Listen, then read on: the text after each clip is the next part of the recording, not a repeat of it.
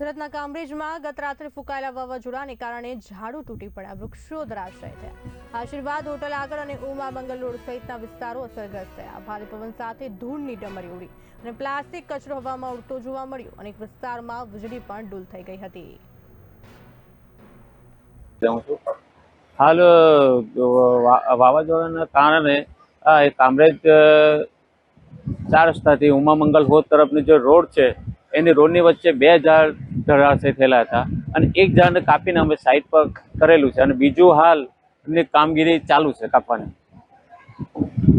સાહેબ, આ જે વાવાઝોડું હતું તેનાથી શું હજી કામરેજ તાલુકામાંથી કંઈ તમને જાણ થઈ છે કે કેટલું નુકસાની છે? નુકસાની તો હાલ કંઈ એવું જાણવા નહીં મળેલું, પણ કોઈક જગ્યાએ ઝાડ પડેલા છે।